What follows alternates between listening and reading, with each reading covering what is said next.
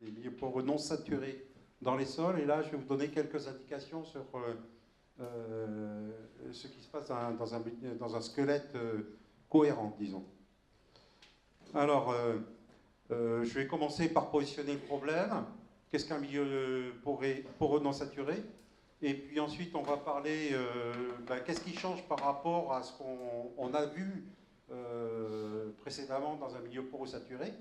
En particulier, on va parler de l'existence de cette pression capillaire dont on a vu quelques éléments dans la précédente présentation. Ensuite, alors évidemment, il y aurait, comme je l'ai dit ce matin, il y a de quoi faire, de parler très longtemps là-dessus. Donc on va aborder une théorie simplifiée, la façon de la mettre en œuvre d'un point de vue numérique, et puis on va faire une application, même deux applications. Je vais vous montrer ce que ça peut donner au niveau de la simulation numérique. Alors, donc, voici un milieu poreux. Donc ça, j'ai tiré ça des travaux de Coucy. C'est dans son livre. Vous trouverez les références à la fin. C'est vraiment la référence en la matière. C'est une référence française, mais également une référence mondiale, puisque c'est quelqu'un qui a, je pense, la première fois écrit correctement les équations dans un milieu poreux en utilisant la thermodynamique des processus irréversibles. Donc c'était un gros progrès dans, disons, la science des milieux poreux. Donc ce milieu poreux, il est constitué d'un squelette. Le squelette, il contient de la porosité connectée, qui est représentée par ces chemins-là, et de la porosité occluse, qui est là. Cette porosité occluse, a priori, n'est jamais accessible par les fluides qui traversent le milieu poreux. Donc, on considère que cette porosité occluse fait partie du squelette. Et puis, évidemment, voilà le milieu poreux saturé avec ce fluide saturant. Okay, ce fluide, ça peut être un liquide, ça peut être un gaz, ça peut être ce qu'on veut. Et donc, alors qu'est-ce qui se passe dans le cas d'un milieu poreux non saturé? Bon, on a vu quelques éléments. Donc, qu'est-ce qui se passe? Eh bien, on a affaire à un squelette toujours, un fluide, mais il peut y avoir un deuxième fluide. Voilà. Dans ce milieu poreux. Donc j'ai tracé une frontière entre les deux fluides. Alors des fois, les contours ne sont pas aussi nets que ça. Évidemment, on verra que quand on regarde ce qui se passe à la petite échelle, c'est pas comme ça que ça se passe. Mais d'un point de vue macroscopique, c'est comme ça qu'on le voit.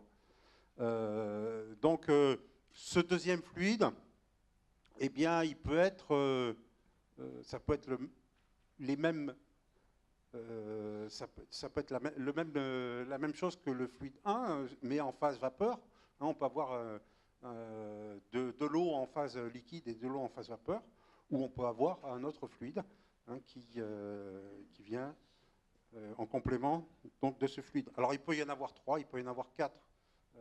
Voilà. On va se contenter à 2 fluides pour l'instant, mais c'est vrai que typiquement, si on prend un béton, eh bien, on va avoir une combinaison de l'eau sous forme liquide, de l'eau sous forme vapeur et de l'air qui se combinent à l'intérieur. Donc il faudrait théoriquement regarder les 3 phases qui interviennent dans un béton. Et donc on tombe sur notre milieu poreux non saturé, voilà, avec ici dans le cas de fluide. Alors, donc, qu'est-ce qui change par rapport au problème du milieu poreux saturé? C'est qu'on a au moins 2 fluides. Voilà.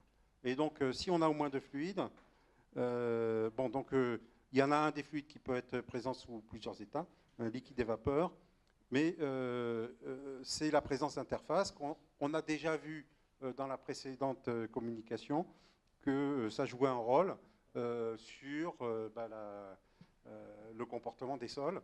Ça jouait un rôle très important sur le comportement des sols. D'ailleurs, nos collègues de la mécanique des sols se sont penchés sur ce problème de milieu poreux non saturé avant qu'on s'y intéresse pour les bétons. Et souvent, les premiers travaux ont eu lieu dans le domaine de la géomécanique, de la géotechnique et de la mécanique des sols.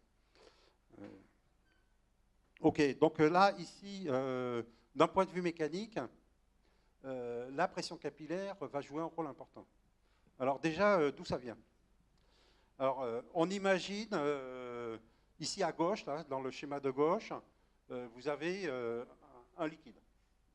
Ce liquide, il est composé d'un certain nombre de molécules, et ces molécules, eh bien, sont liées entre elles par des actions moléculaires.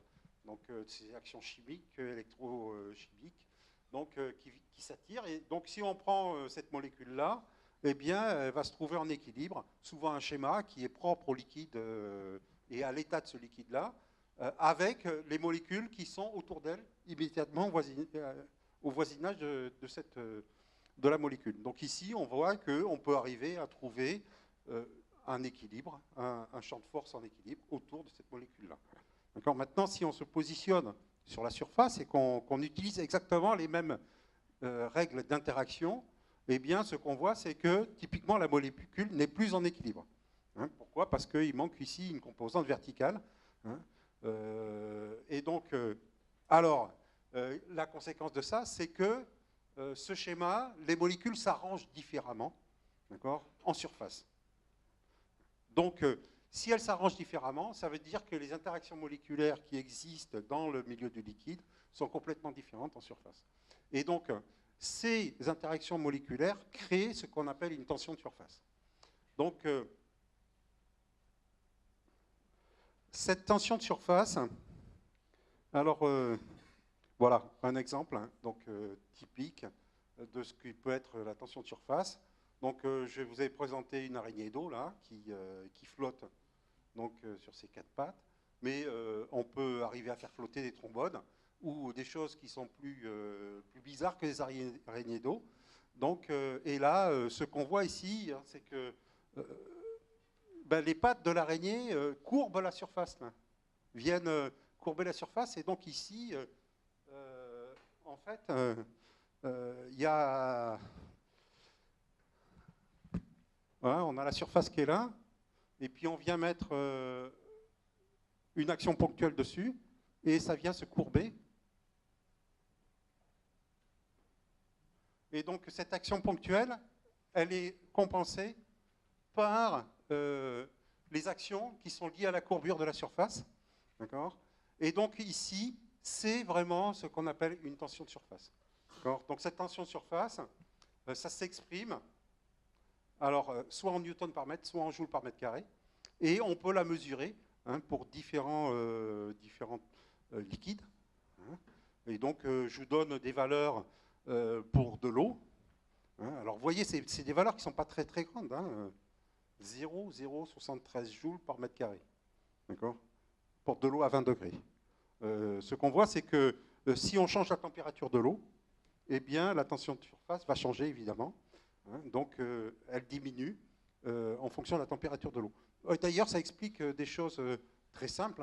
Ça explique le fait qu'on arrive à mieux laver les vêtements quand on chauffe l'eau. Pourquoi? Parce qu'on diminue la tension de surface. Et donc, les ménisques, on va voir que ces ménisques-là, qui sont liés à la tension de surface, ont des rayons plus petits. Et donc, vont arriver à pénétrer plus facilement dans les textiles si on chauffe l'eau. Alors, c'est quand... Oui.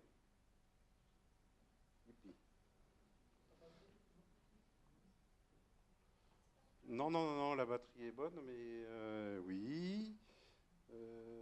D'accord.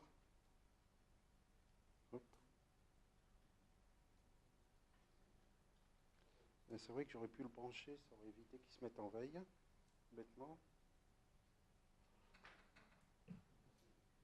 Ah, il se passe quelque chose? Yes. OK. Donc voilà, donc quand on chauffe l'eau, la tension de surface diminue et donc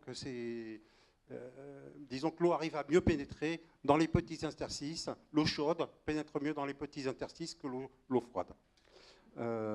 Et d'ailleurs, quand on rajoute de la lessive, eh bien, on met des surfactants. Et l'objectif de ces surfactants est de diminuer la tension de surface. Donc,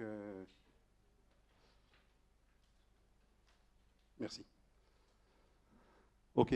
Donc, cette tension de surface, je vous la donne aussi pour du mercure. Vous voyez, c'est beaucoup plus important. 0,436 joules par mètre carré. Et donc, cette tension de surface, c'est celle qui est utilisée quand on fait l'apport au mercure, hein, pour retrouver les grandeurs donc, qui donnent la dimension du pore en fonction de la pression d'intrusion mercure. Donc, c'est à partir de cette tension de surface qu'on arrive à la retrouver. Donc ça, vous l'avez vu. Hein, donc, c'est simplement une équation d'équilibre, hein, sur une surface courbe, donc avec les deux courbures. Hein. Domenico vous l'avez présenté, donc je vous le redis très rapidement. Hein. Imaginez une tension sur cette surface-là.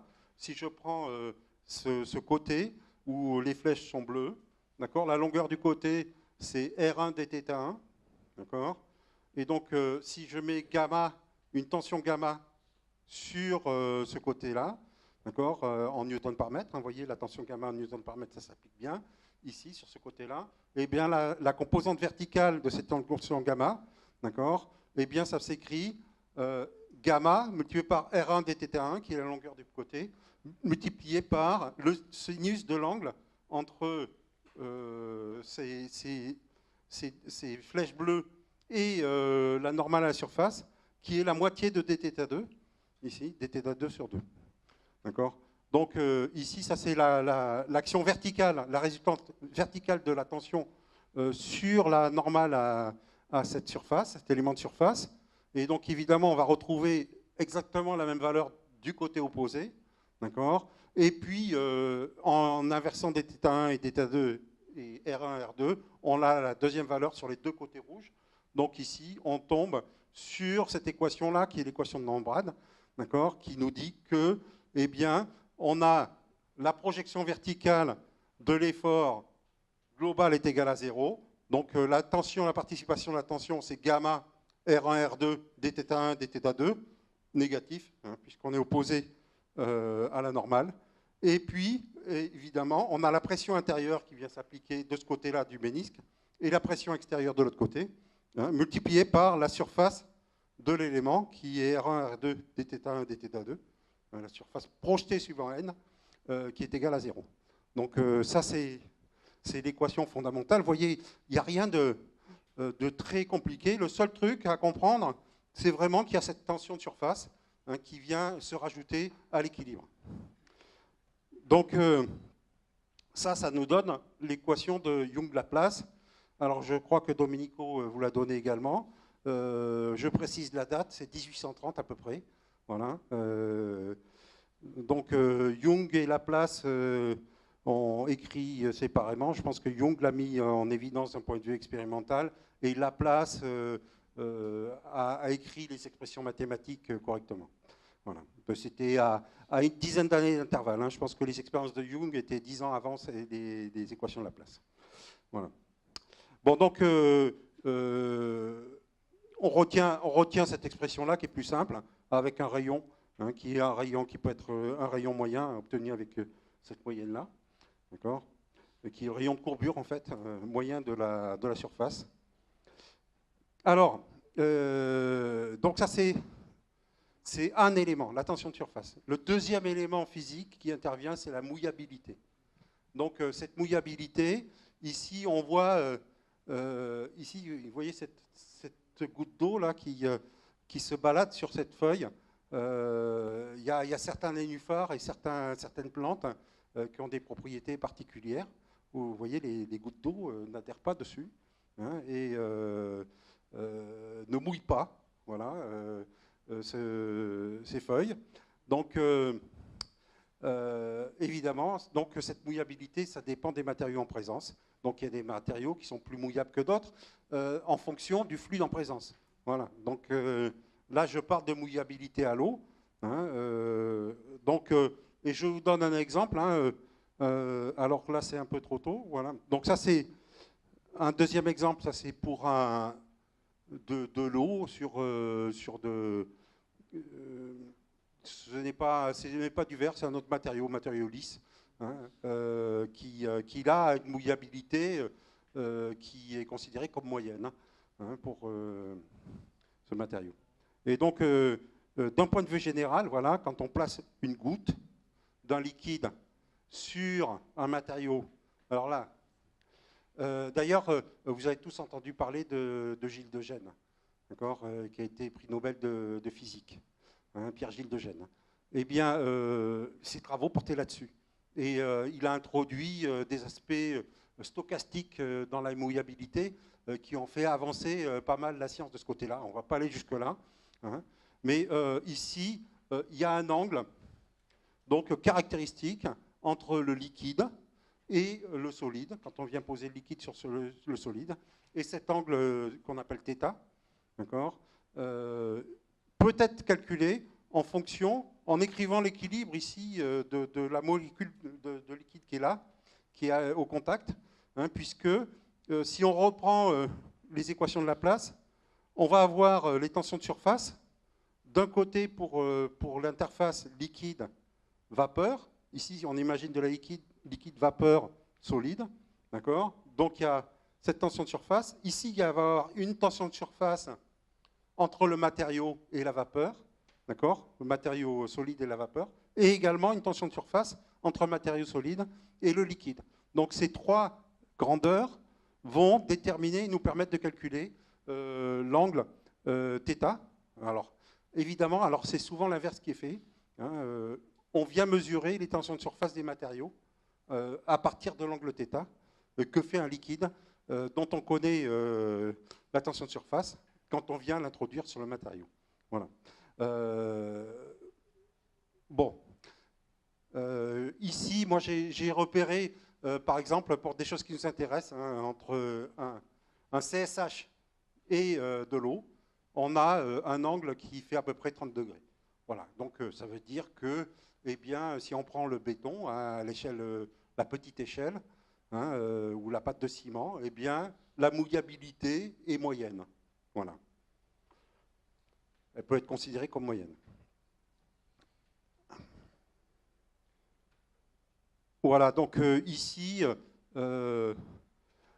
donc d'un point de vue qualitatif, ici on ne voit pas très bien, mais il y a une épaisseur de matériaux mouillants au-dessus du solide, d'accord. Donc il y a un film. Donc si on met le matériau mouillant sur le solide et que ça s'étale complètement, il y a une mouillabilité totale. Donc ici, l'angle θ est égal à 0 degré.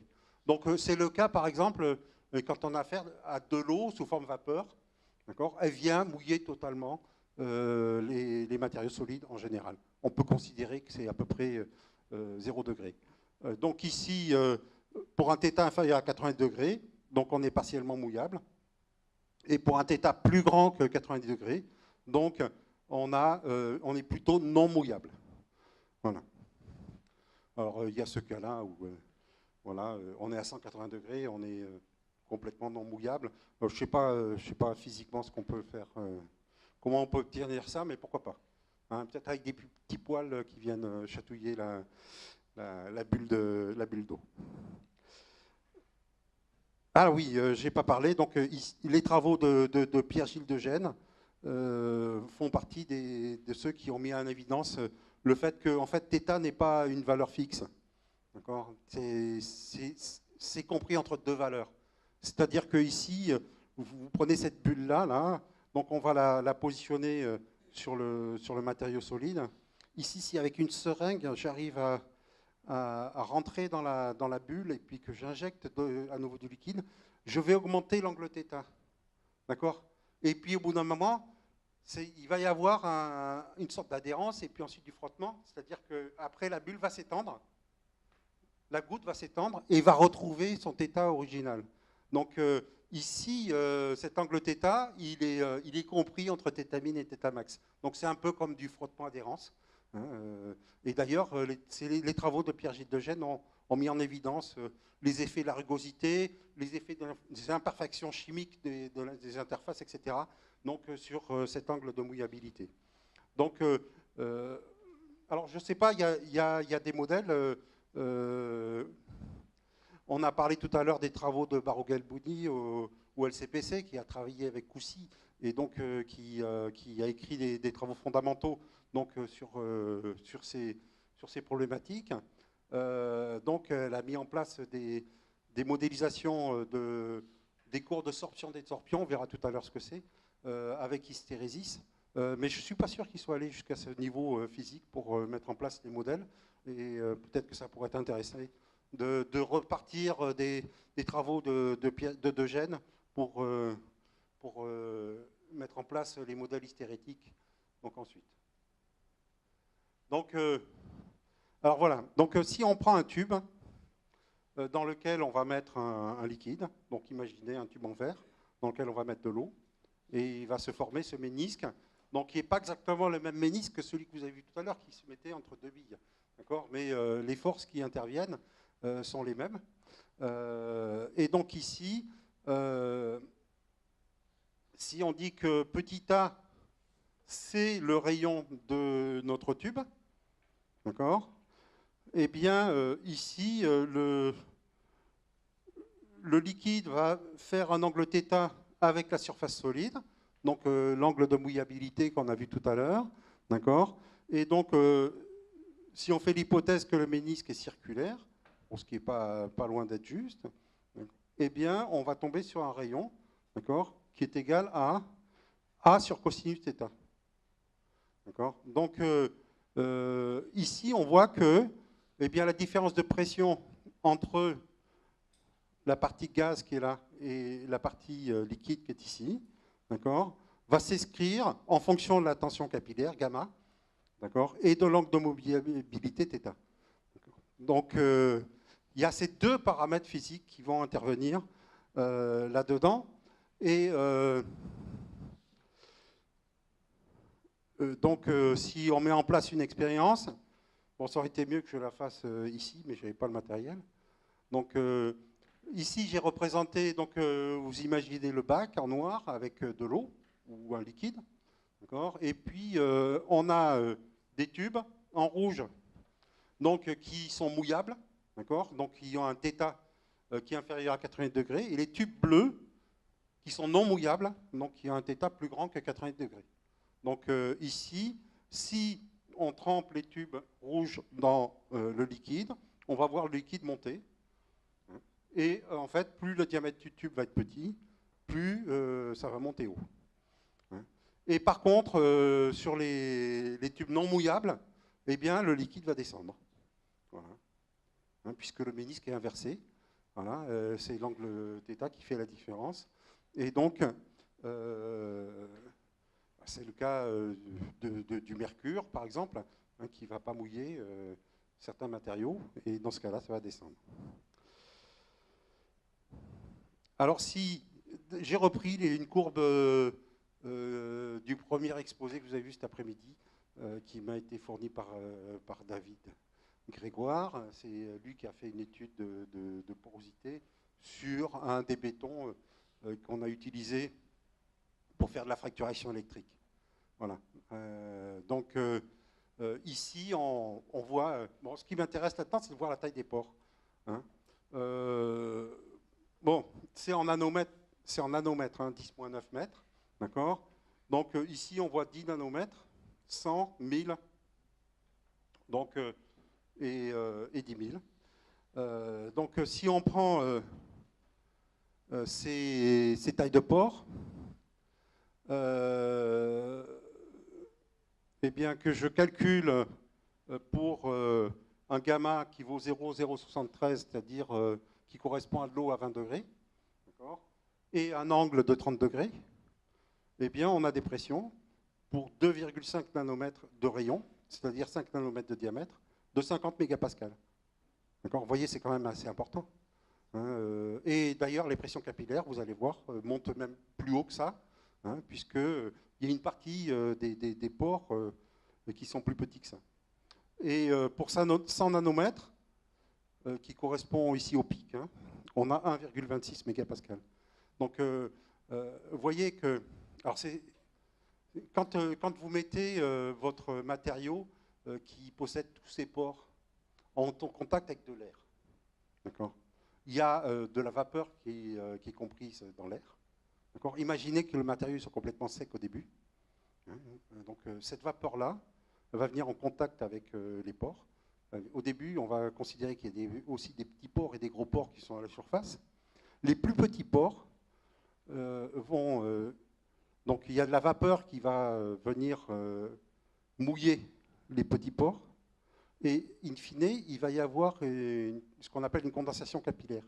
C'est-à-dire qu'il y a une instabilité. C'est-à-dire que la vapeur peut se transformer en liquide sous l'effet de la pression. Donc s'il existait du liquide, alors il existerait une pression qui serait telle que la vapeur devienne liquide. Donc ça provoque des échanges naturels entre la vapeur qui est comprise dans l'air ambiant, et le milieu poreux. Donc ces échanges, ils existent tout le temps. Donc on imagine, on voit bien que les plus petits pores sont ceux qui ont la pression capillaire la plus grande. Donc c'est une pression, ça vient attirer. C'est de la dépression dans le liquide. D'accord. Donc cette pression capillaire, c'est une différence de pression entre la phase gazeuse et la phase liquide. Donc c'est les petits pores qui vont se remplir en premier. Et progressivement, si on augmente la quantité d'eau, eh bien les pores les plus grands vont se remplir, etc. Jusqu'à, si on veut obtenir la saturation, les plus grands pores à la fin. Donc c'est pour ça que je disais tout à l'heure, dans votre matériau, les petits pores et les gros pores, ils ne sont pas les petits pores d'un côté, les moyens, voilà, ils ne sont pas rangés par ordre. Ils sont dispersés dans la matrice de façon aléatoire et de façon assez homogène. Et donc, in fine, pour une teneur en eau donnée, vous allez avoir des pores qui vont être complètement saturés, certaines familles de pores donc, dont le diamètre va être plus petit qu'une certaine valeur, qui va correspondre à la pression de vaporisation, qui vont être saturés, et tous les autres qui vont être remplis d'air ou de vapeur. Donc, clairement, les zones saturées ne sont pas continues, puisqu'il va y avoir ce dispatch là, entre les petits pores et les tailles de pores, en fait. Alors, évidemment, là, dans ce qu'on va continuer à faire, il faut être conscient de ça, mais ça ne va pas être le centre de notre travail. Il faudrait continuer à travailler à l'échelle qu'a représenté David tout à l'heure, avec des modèles mésoporeux, pour arriver à se présenter ça à cette échelle-là. Nous, on va regarder ça d'un point de vue macroscopique, grossier, où on va considérer que toute cette saturation, elle est globale, quoi. Donc, d'ailleurs, on va parler de la saturation, on va donner quelques définitions. Donc, dans un béton, vous avez des pores, vous avez aussi des microfissures, donc tout ça donne un réseau poreux. Et on a une porosité. Cette porosité, c'est le volume de vide divisé par le volume total. Donc, pour un béton, ça avoisine, ça va jusqu'à 15%. Donc, c'est des valeurs qui sont assez grandes. Et donc, si on regarde dans notre milieu poreux, on va avoir donc, nos trois phases qui sont représentées ici en marron pour le solide, en bleu pour le liquide et en blanc pour la vapeur. Et donc ici, on va avoir, à gauche on a le volume et à droite on a les poids. On va se préoccuper pour l'instant que des volumes. Donc le volume total est égal au volume du solide plus le volume de l'air plus le volume de la vapeur. Et donc on appelle la teneur en eau liquide, le volume de l'eau liquide divisé par le volume total. Donc cette teneur en eau liquide, elle nous donne un autre élément qui est la saturation, le degré de saturation. D'accord. Donc là, il y a une erreur. Le degré de saturation, c'est la partie de vide. Donc là, ici, il y a une erreur dans la formule. Ce n'est pas divisé par V, c'est divisé par le volume des vides, VV, par le volume des vides. D'accord. Donc la saturation, c'est la teneur en eau divisée par la porosité. Donc cette saturation, théoriquement, elle varie entre 0 et 1. Donc pour 0, on a un matériau qui est complètement sec, et 1, on a un matériau qui est complètement saturé. Alors, c'est théorique, parce qu'on n'arrive jamais à sécher complètement un matériau. Pourquoi? Parce qu'il va y avoir des pores tellement petits que les pressions capillaires sont tellement importantes qu'il faudrait mettre des énergies folles pour arriver à désaturer le matériau. Et puis, on n'arrive jamais à saturer complètement un matériau non plus. Il reste toujours des parties d'air ou de vapeur à l'intérieur du matériau. Donc, alors, on peut les approcher, hein, mais c'est des valeurs, disons, théoriques. Alors, ok, donc on a bien vu ici les forces en jeu. Donc, on n'a parlé que de mécanique. Donc, si on veut écrire l'équilibre de tout ça, il faut qu'on soit capable d'écrire les équations d'équilibre du squelette, du saturant liquide et du saturant vapeur. Okay.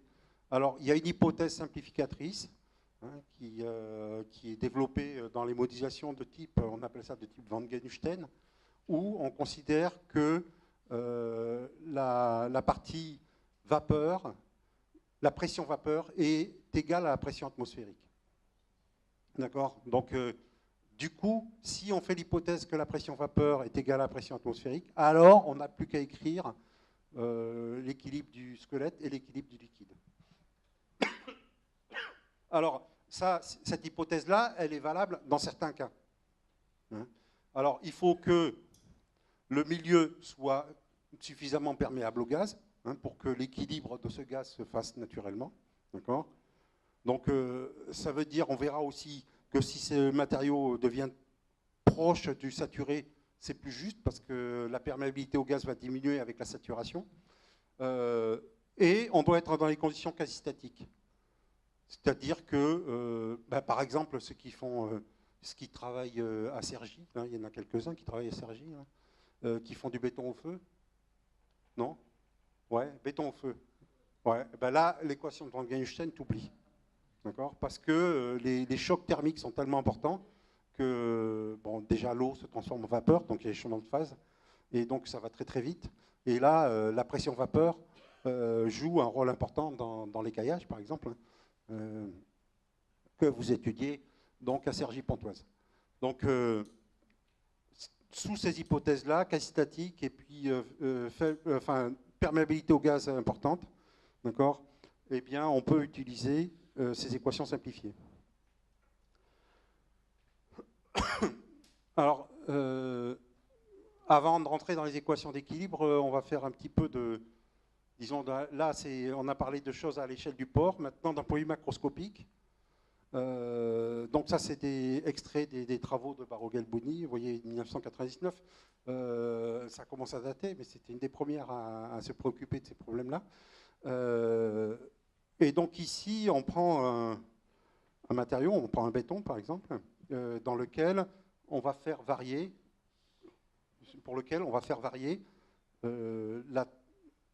l'humidité relative de l'air qui est autour de notre spécimen. Donc, quand on va augmenter l'humidité relative, eh bien, comme je vous l'ai dit tout à l'heure, les petits pores donc, vont venir absorber, pas adsorber, mais absorber de la vapeur qui va se transformer en eau, d'accord, et qui va rentrer à l'intérieur donc de notre échantillon. Et donc, plus on va augmenter l'humidité relative, plus la masse d'eau qui est introduite dans le milieu poreux va augmenter. Donc, c'est par échange. Donc, ces opérations peuvent être très longues.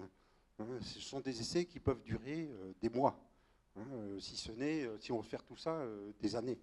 Donc, évidemment, ce n'est pas évident. Donc, ici, on voit le procédure. Ici, ça, c'est l'imbibition, ce côté-là. D'accord? Et puis ici, le séchage. Donc, on voit qu'il y a une hystérésis, hein, qui peut être liée justement à ce θ-là. On vient, qui est compris entre θmin et θmax. Hein, c'est un des éléments, hein, qui pourrait expliquer cette hystérésis qu'on trouvait sur cette courbe-là. Donc ça s'appelle une isotherme de sorption parce que ça se produit à une température déterminée. Alors, évidemment, si on réécrit les équations de la physique. On va avoir, dans l'eau, on peut trouver que la viscosité de l'eau va dépendre de la température. Et puis également, la tension capillaire va dépendre de la température. Donc il y a certaines personnes qui, là-dessus, basent des modèles qui, à partir d'une isotherme de sorption déterminée à une température, donc à une température donnée, à 40 degrés par exemple, ou à 60 degrés, parce que souvent, c'est plus facile de faire à 60 degrés. Parce qu'à 60 degrés, on sèche beaucoup plus vite. D'accord. Donc là, ce qui peut durer des années à 40 degrés, à 20 degrés, durera peut-être des mois à 60 degrés. Donc on trouve plus facilement des isothermes à 60 degrés. Enfin, on les fabrique plus facilement à 60 degrés. Donc on peut décaler, disons, à partir des lois de la physique, trouver des modèles qui donnent les isothermes à des températures différentes.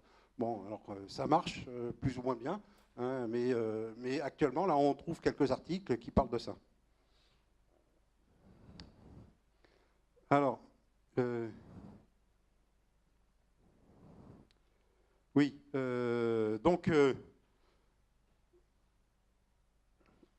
on peut lier la pression capillaire, comme je vous l'ai dit, hein, en utilisant la loi de Kelvin, hein, à l'humidité relative de l'air, hein, par cette équation-là. Et donc, ici, on peut trouver des courbes de pression capillaire. Donc, à partir des courbes de sorption, donc en remplaçant la pression capillaire par sa valeur en fonction de l'humidité obtenue par la loi de Kelvin, on arrive donc à trouver. Alors évidemment, là, il y a deux changements d'axe. Hein. L'axe vertical devient horizontal par rapport à la précédente. Donc, c'était la masse d'eau. Donc ici, on va le transformer en saturation, ici en horizontal, cette masse d'eau. Et en abscisse, on avait l'humidité relative, qu'on va transformer en pression capillaire par cette loi de Kelvin. Donc ici, c'est exactement les mêmes expériences qui donnent ces courbes qui nous donnent la variation de la pression capillaire en fonction donc, de la saturation en eau. Donc ce qu'on voit, hein, c'est que, évidemment, les pressions augmentent quand la teneur en eau diminue. Hein, alors là, on est à 20%. Dans la vraie vie, des bétons à 20%, on n'en voit pas. Sauf quand ils sont soumis à des conditions extrêmes, du feu par exemple, donc ça peut venir les sécher.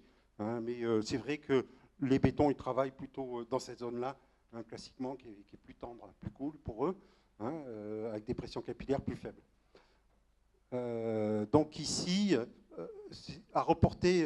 on a reporté sur cette courbe-là une modélisation. Hein. Il y en a d'autres. Hein. Ici, c'est celle qui était à la base des modèles de type von Genschen. C'est le modèle de Muhalem. Il date des années 80 ou 90, je ne sais plus. Donc, qui relie la pression capillaire donc à la saturation en eau, à l'aide de deux coefficients, le coefficient A et le coefficient B, qui sont donnés là. Donc,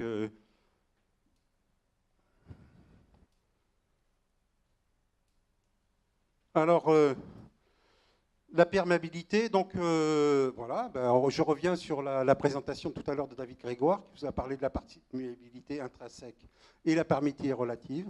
Donc ici, hein, on va avoir la perméabilité du squelette granulaire à l'eau ou à la vapeur.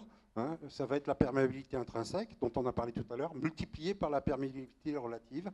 Cette perméabilité relative va dépendre de la saturation.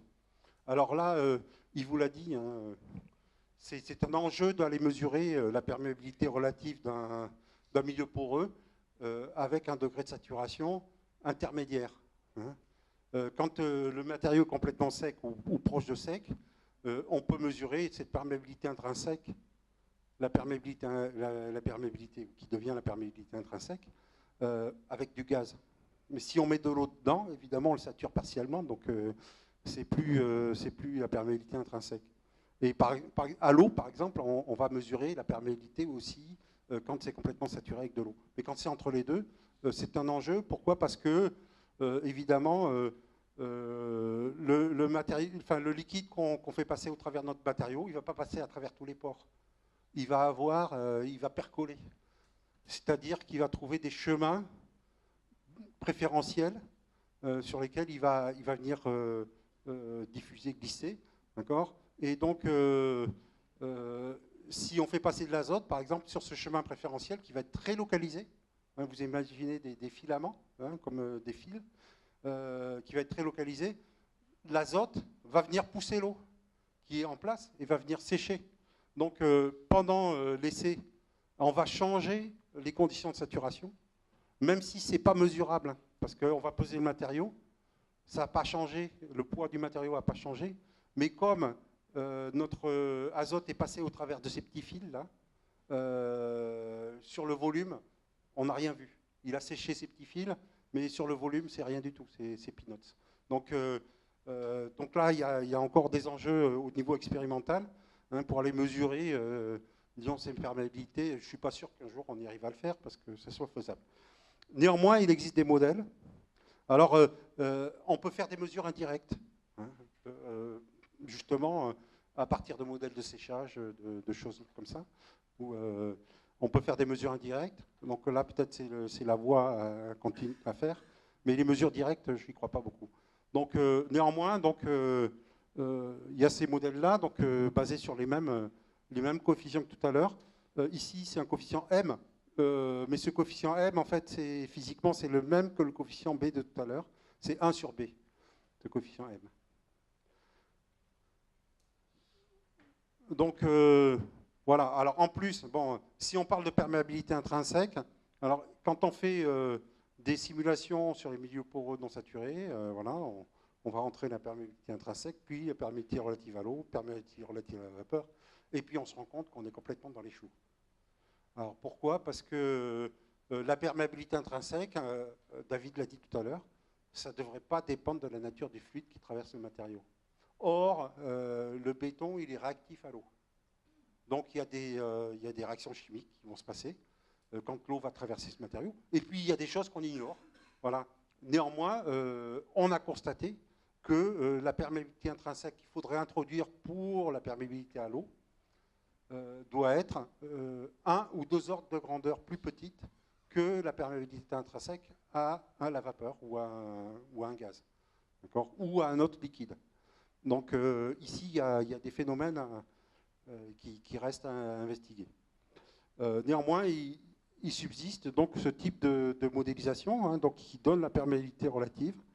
Donc ici, on voit sur cette courbe-là, donc on a la saturation en abscisse, et la perméabilité relative en ordonnée. Donc la perméabilité relative, elle varie entre 0 et 1. Donc quand c'est 1, ça veut dire que la perméabilité est égale à la perméabilité intrinsèque. Et quand c'est 0, ça veut dire que c'est bouché, en fait. Et ici, ça c'est pour le gaz, la partie gaz. Donc quand on augmente la saturation, la perméabilité relative va diminuer. Et ça c'est pour la partie liquide. Quand on va augmenter la saturation, la perméabilité relative va augmenter.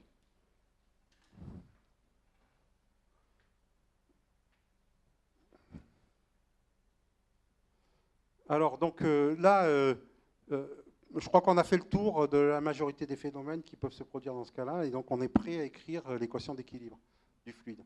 Donc, on repart de l'équation de Darcy généralisée qui a été présentée tout à l'heure.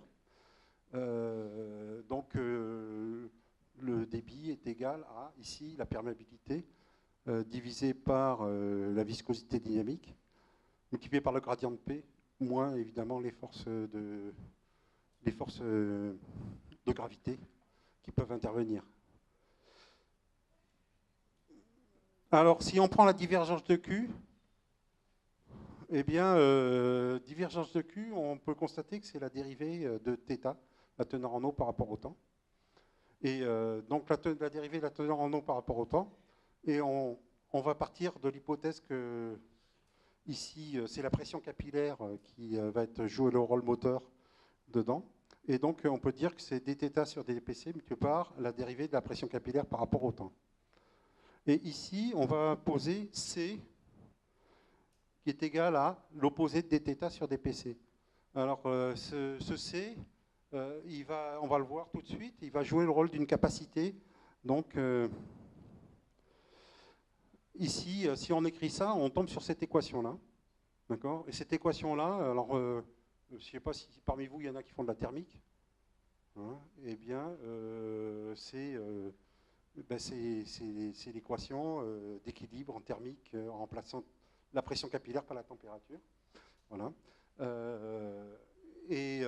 Donc, si on remplace la pression capillaire par la température, on a l'équation d'équilibre thermique en régime transitoire.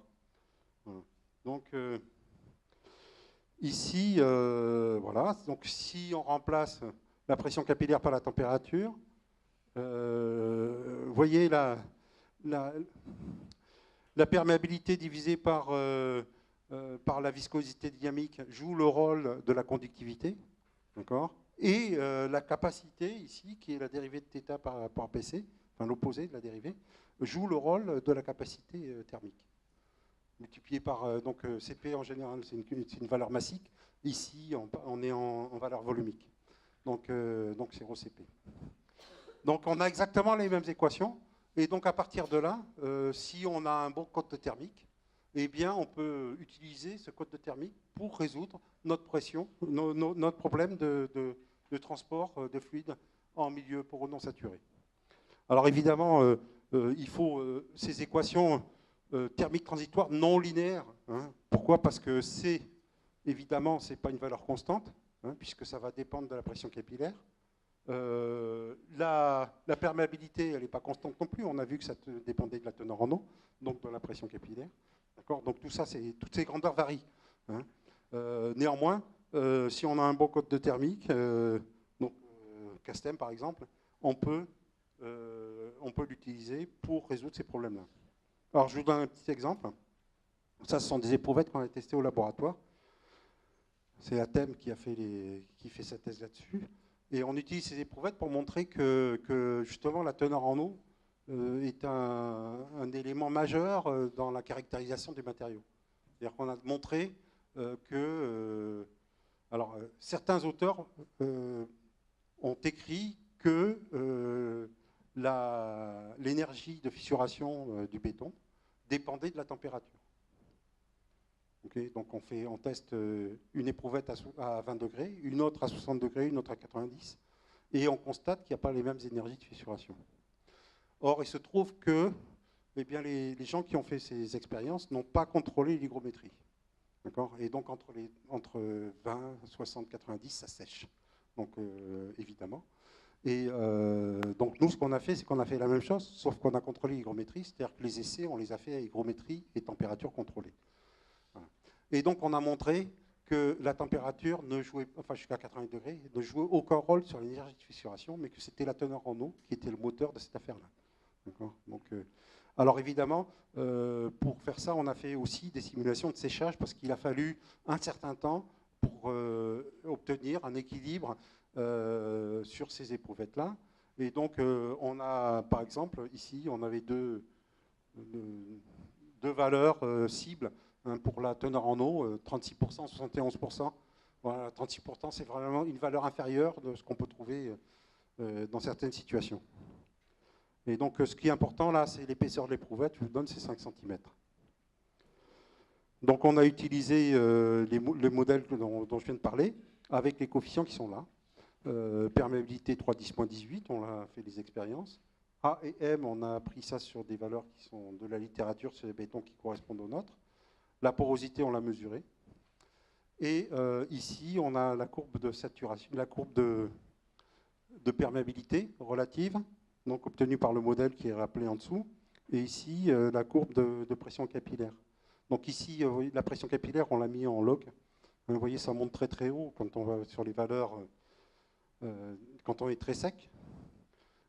Ici, voilà, comme je vous l'ai dit, on ne va jamais là, on va plutôt par là, on s'arrête là.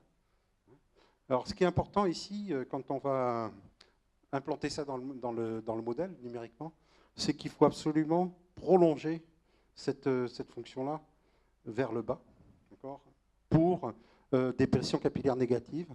Hein, pourquoi? Parce que des saturations à 100%, ça existe, enfin pas loin. Et surtout si on part d'un échantillon qui est initialement saturé, hein, qu'on a maturé dans l'eau, donc on va le considérer comme initialement saturé. Et le code, il va travailler par itération successive, et donc il va faire des fonctions de test. Et il peut arriver qui tombe sur des points de Gauss qui ont des pressions capillaires négatives. D'accord? Très petites, 10-16. Si vous avez défini votre modèle avec des pressions capillaires uniquement positives, quand il verra 10-16, il ne saura pas quoi mettre en face. D'accord? Alors, suivant le code, il va vous dire « Oula, les gars, j'ai pas prévu, il y a une erreur ». Ou alors, il va vous mettre ce qui tombe sous la main. Et donc là, c'est une valeur plus ou moins l'infini. Et là, vous aurez n'importe quoi. Donc, il faut absolument prolonger ces valeurs-là. Et donc ici, voilà, donc ça c'est la courbe de perte de masse qu'on a obtenue par le modèle, et puis on peut comparer par rapport à l'expérience. Alors ici, il y a eu des petits problèmes expérimentaux dans cette zone-là. On a transporté des choses parce qu'on a changé de, donc on a remouillé certaines éprouvettes, donc ce qui explique une différence. Mais je crois que là maintenant, on a des courbes qui sont plus propres et qui correspondent mieux au modèle numérique. Donc ça c'est à 270 jours, donc vous voyez c'est presque un an. Donc là on est sur des teneurs en eau, voilà c'est ça, c'était 71% qui était ciblé. Donc on a fait sécher à 60 degrés. Donc on est dans une ambiance contrôlée à 60 degrés. Donc ce que vous voyez c'est que ici, alors évidemment quels que soient les gradients, on aura du rouge au milieu et du bleu là, parce que le code va automatiquement mettre ses couleurs en fonction de l'écart. Mais ici, on a 78% de teneur en eau au cœur, alors qu'on a atteint la valeur cible en surface. Donc il subsiste quand même un écart qui n'est pas négligeable entre la valeur cible et la valeur à 270 jours. Donc vous voyez, ça met très longtemps à sécher. Ça, c'est la pression capillaire. Donc, il y a aussi des différences de pression capillaire. Donc là, on est à 21 mégapascales en rouge et on est à 16 en bleu. Donc, évidemment, là, je ne suis pas rentré dans les détails du couplage avec la mécanique. Mais vous imaginez que ces pressions capillaires dans les pores vont jouer un rôle sur la déformation et la contrainte dans le squelette. Donc, le séchage va provoquer du retrait. Ce retrait est en grande partie expliqué par ces pressions capillaires et les coefficients de Biot qu'il faudra introduire, un module de Biot qu'il faudra introduire ici dans les simulations pour retrouver les retraits. Alors il y a d'autres retraits qui ne sont pas expliqués par ça, mais ici on a une grosse partie du retrait qui est liée à l'existence de ces pressions capillaires. Donc là c'est sur une autre tranche, ici on avait, c'est rouge ici parce que simplement il y a cette partie-là, c'est une entaille qui a été faite dans l'éprouvette, donc elle est exposée à la valeur extérieure. Un dernier petit exemple, là c'est l'inverse, c'est de l'imbibition. Donc on a pris un échantillon de béton qui était saturé à 50% et puis on l'a trempé dans une coupelle d'eau. Et on voit la valeur. Donc on voit la saturation. En rouge, on a une saturation de 1. En bleu, on a une saturation de 50%. Donc on voit le front capillarité montée. Ici, le temps, je vais vous le donner, le temps de montée. Bon, évidemment, ça dépend énormément. Ah mince, on ne le voit pas avec la résolution du vidéoprojecteur, on n'arrive pas à la voir. Néanmoins, quand vous téléchargerez la présentation, vous le verrez. Voilà. Évidemment, on peut faire plein d'autres choses avec ces outils-là. Mais je vais m'arrêter là pour aujourd'hui. Voilà. Vous avez certains éléments de bibliographie à la suite du document. Voilà. Donc, si vous avez des questions.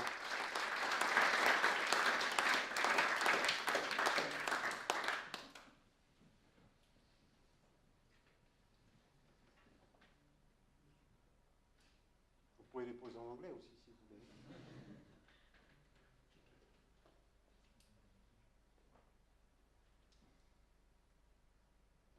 Ok. Les conditions limites là, sur les différents modèles. Ah oui, mais c'est une bonne question. Alors, ici,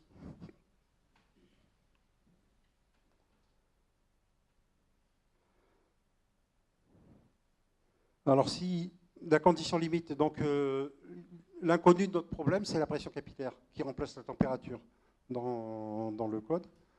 Donc on peut donner une condition limite en température, c'est en pression capillaire.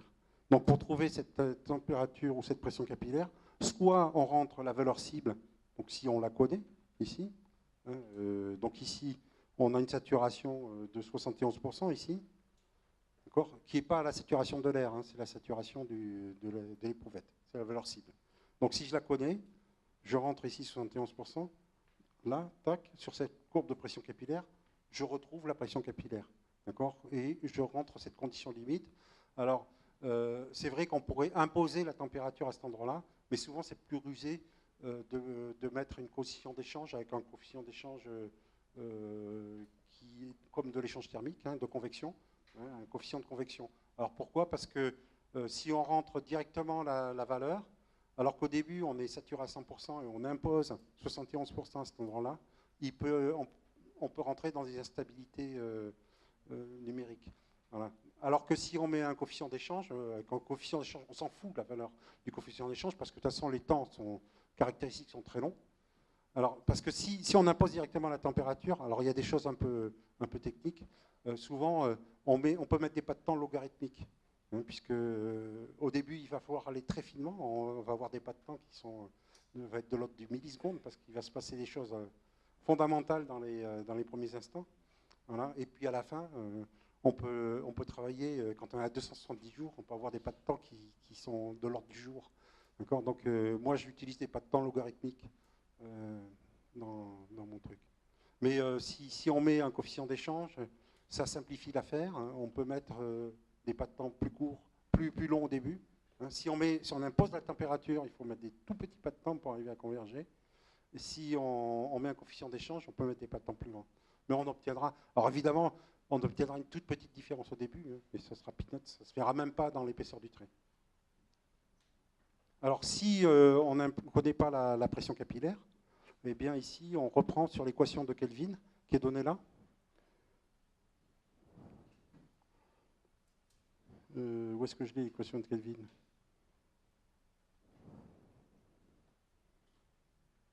Voilà. Donc ici, on a notre teneur en eau du milieu qui entoure le spécimen, d'accord, petit h, d'accord. Donc ici, on en calcule la pression capillaire. De la même manière, soit on l'impose, soit on met un coefficient de convection. C'est mieux de faire un coefficient de convection.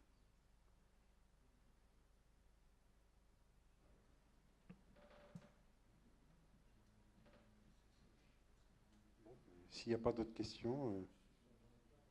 Je vais en poser une autre. La partie diffusion gazeuse, vous ne la prenez pas en compte dans les équations. Donc le seul moteur, en fait, c'est la pression capillaire. Oui, là, le gaz, on s'en fout, en fait. Voilà. On dit que le gaz, il joue... c'est juste dans... C'est ça. Non, mais attends, c'est juste sous certaines conditions, d'accord, hein, les conditions que j'ai données tout à l'heure, c'est-à-dire on est en quasi statique, on y va mollo, d'accord, et la perméabilité au gaz est suffisamment importante pour qu'on trouve l'équilibre avec la pression atmosphérique jusqu'au cœur de l'éprouvette. C'est pas tout à fait juste, évidemment, mais on est obligé de faire des hypothèses à un moment donné ou à un autre. Il y a des modèles plus avancés, hein, mais qui sont beaucoup plus compliqués. Si vous prenez par exemple le modèle qui est implanté dans le Codaster, il prend en compte l'ensemble des migrations de liquides et gaz, et donc la vaporisation de l'eau, la diffusion, tous ces éléments sont pris en compte. Il y a tellement de paramètres dans ce modèle, c'est qu'il n'est pas utilisable. On peut obtenir ce qu'on veut en jouant sur les paramètres. Il y a, je sais pas, à thème, il y a combien de paramètres? 36 paramètres. Voilà. 36 paramètres sur le modèle. J'ai pas, voilà, c'est bien que ça existe, mais là pour l'instant, très peu de gens sont capables d'utiliser ces modèles-là à l'instant T avec les valeurs expérimentales qui sont à disposition et dans un cadre prédictif.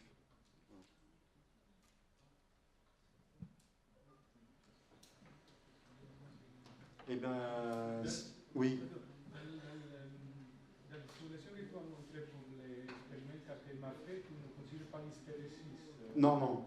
Non, parce que ici on n'a pris que la partie séchage. D'accord? On s'est intéressé que à la descente, donc la partie séchage. Mais c'est vrai que si on prend l'hystérésis, il faut écrire le modèle qui correspond à ça, à l'hystérésis, ou le prendre s'il existe dans la littérature, l'implanter, et on va avoir des cycles d'imbibition-séchage donc, qui vont être différents. Et ce qui correspond à la réalité d'ailleurs. Bon, ben, j'ai plus qu'à vous remercier pour votre participation à cette journée.